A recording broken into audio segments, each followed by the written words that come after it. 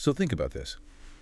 Back in 1968, this MIT engineer mathematically proved that like 90% of the time you try to fix a complex problem, you are actually guaranteed to make it worse. Right, which is just a wild statistic. I mean, whether that is in your business or, your family or even the global economy, your solution is probably going to backfire. Exactly, because you're spending all your energy trying to fix a symptom. Yeah, you are treating the fever, but you are completely ignoring the disease. You're blind to the invisible architecture that is generating that symptom in the first place, right?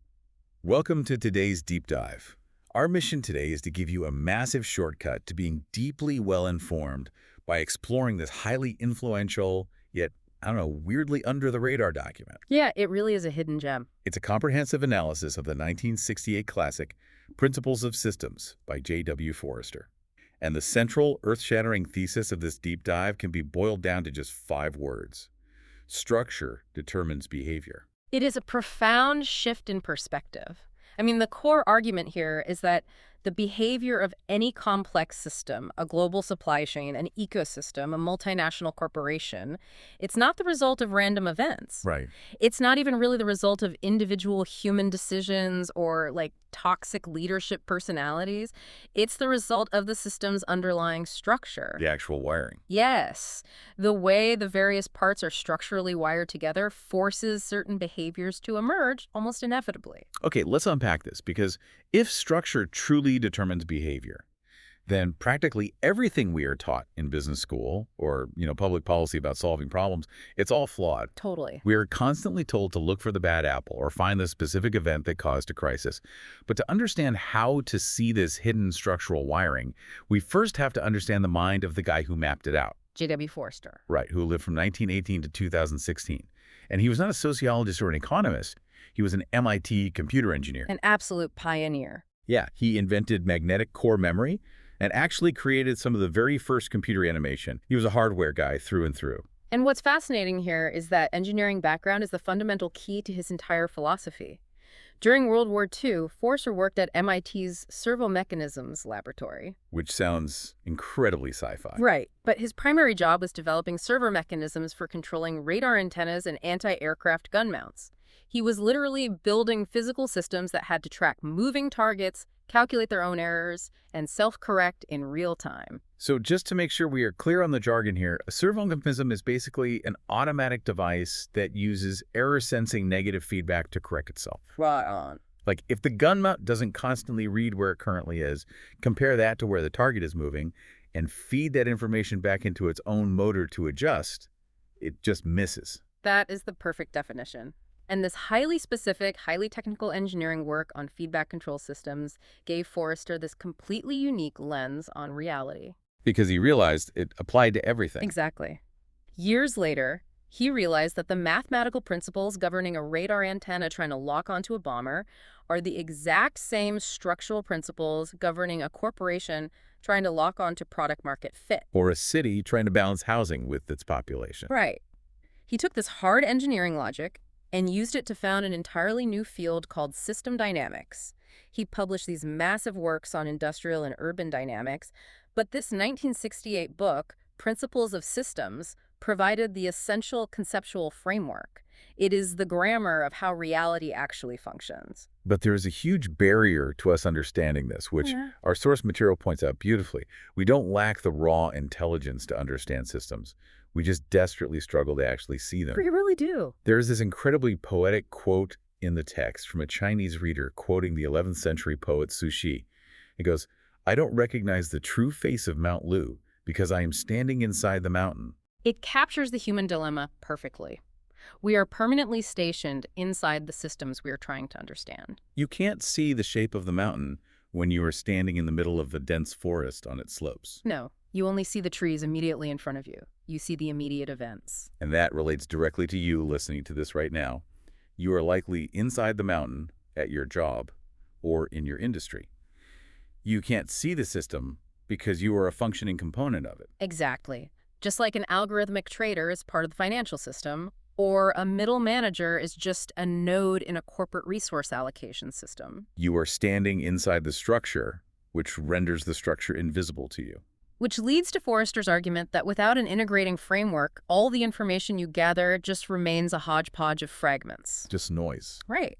You experience all these conflicting daily fires, crises, and market shifts, but you have no underlying theory to string them together.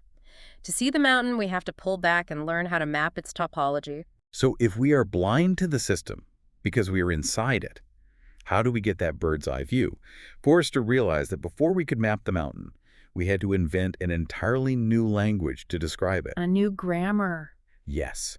And here's where it gets really interesting, because Forrester created a specific grammar to map this out. He made this incredibly bold claim that even the most complex, chaotic dynamic system can be modeled using just two types of fundamental variables. Just two. It's wild. Just two. The first one is called levels, or stocks. These are the accumulations of cause and effect. Think of the actual physical inventory sitting in a warehouse, or the amount of capital in a bank account. Or the parts per million of carbon in the atmosphere. Exactly. It's stuff that builds up or depletes over time. And the second variable is rates, or flows. These are the actions, policies, or physical movements that actually change those levels. Right. So if the level is the accumulated carbon in the atmosphere, the rate is the annual emission rate of a power plant. If the level is your corporate cash reserve, the rate is your monthly burn rate. Okay, so levels are the state of the system at any frozen moment in time, and rates are the flows of influence that change that state over time. That's it. That's the foundation. Okay, I have to stop and push back on this because I am wrestling with this idea. I can totally see how water flowing through a pipe into a reservoir is a rate, and the water level is the stock. That is pure physics. Here.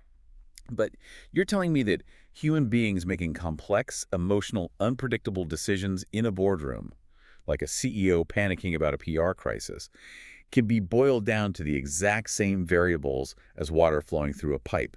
Doesn't that completely strip away human free will? It's a massive philosophical hurdle for almost everyone who encounters system dynamics. Because human decisions and physical materials are fundamentally different things. They are, but Forrester isn't arguing that humans are water droplets devoid of free will.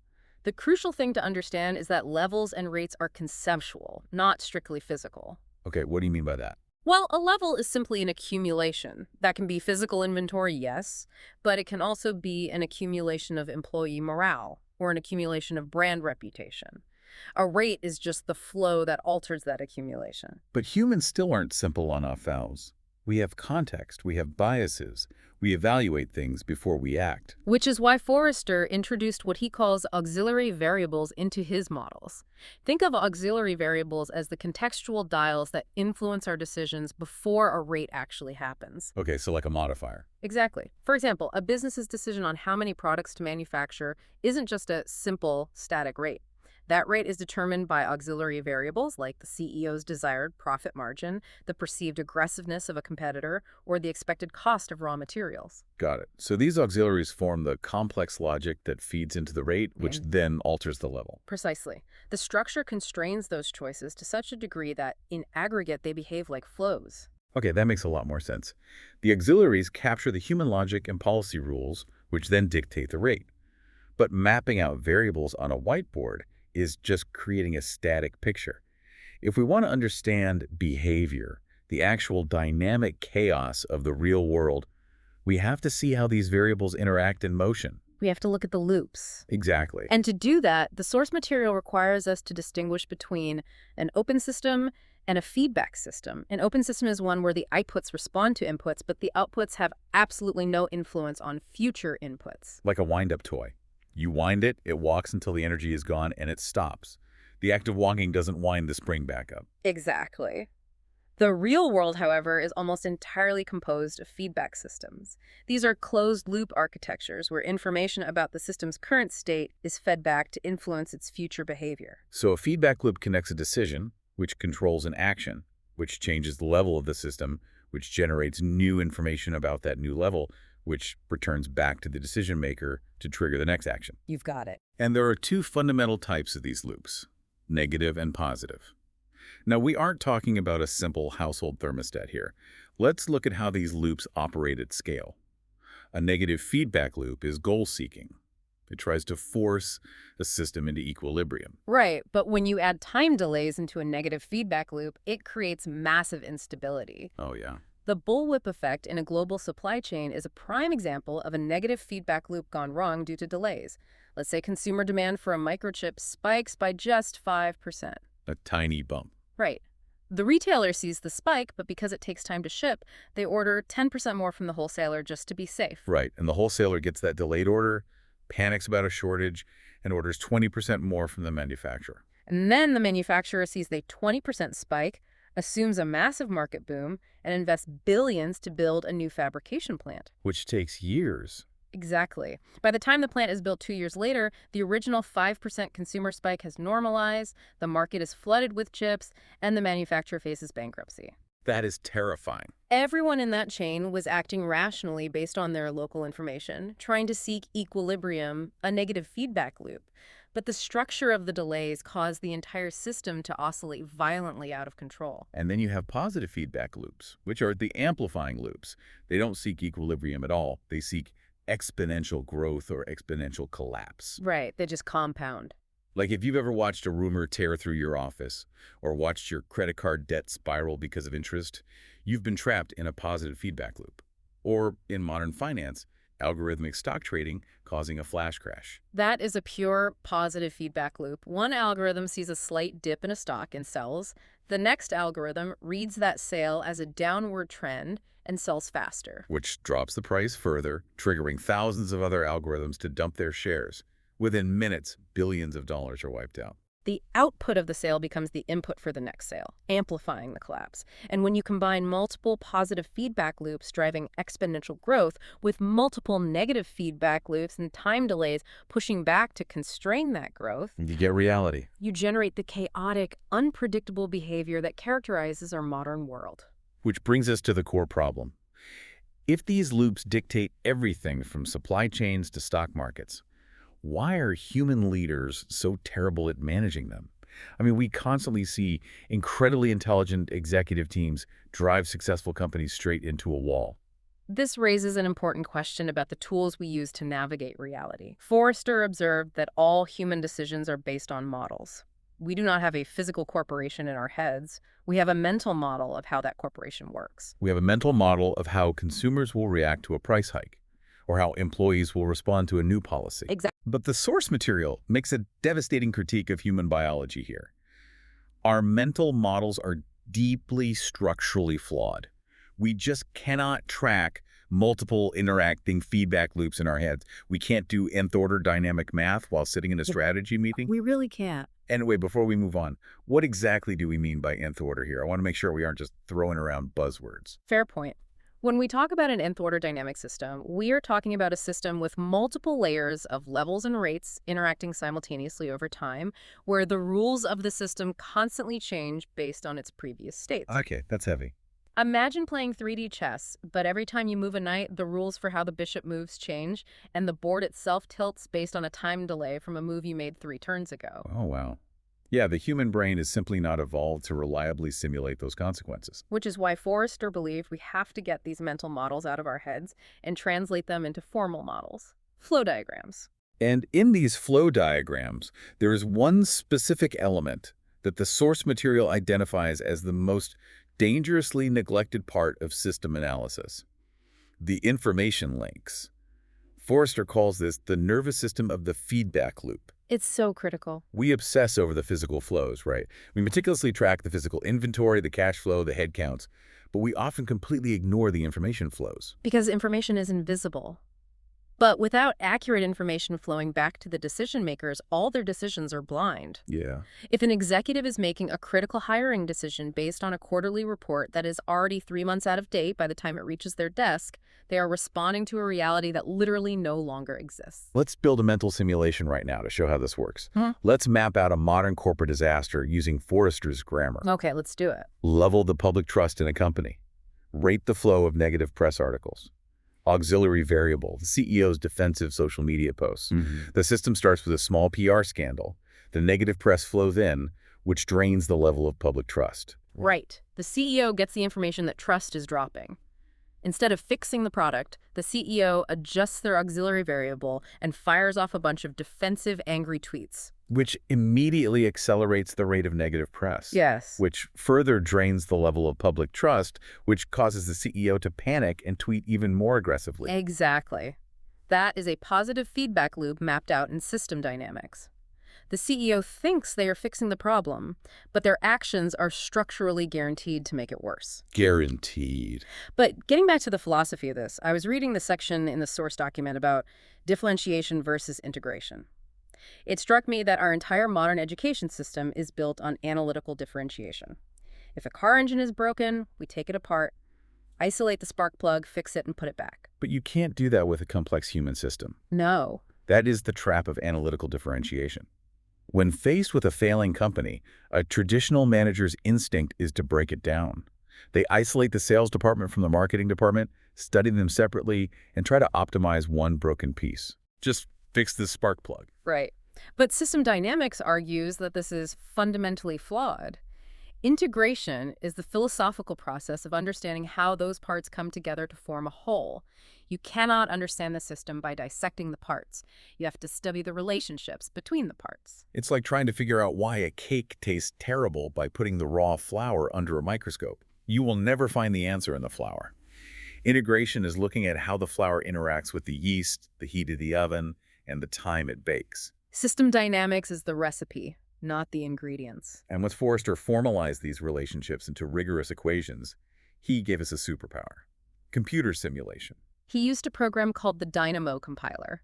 By translating these flow diagrams into code, Dynamo could calculate the state of every level and rate, step by step, over virtual time. It allowed researchers to compress decades of corporate or urban behavior into seconds. Which means we can test our assumptions safely.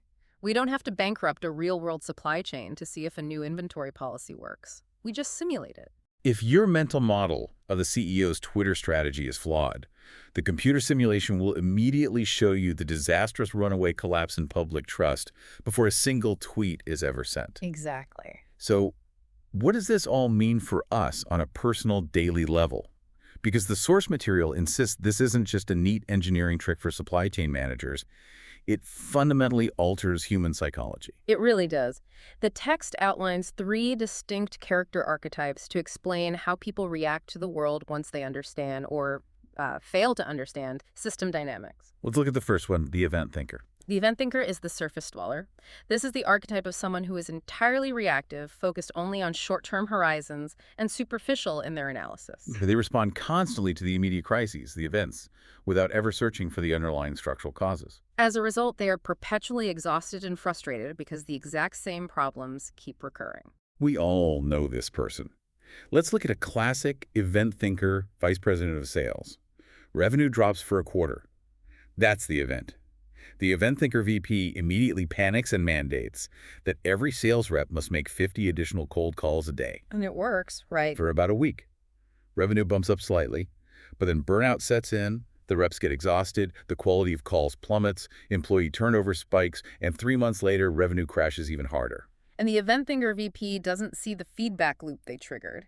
They just blame the lazy sales reps and implement another superficial mandate. Contrast that with the second archetype, the systems thinker. The systems thinker looks past the event. They are holistic and patient. They look at the underlying structure. The systems thinker VP of sales would see the revenue drop and ask, what feedback loop is driving this? They would look at the delays in the product pipeline or the information lags in market research.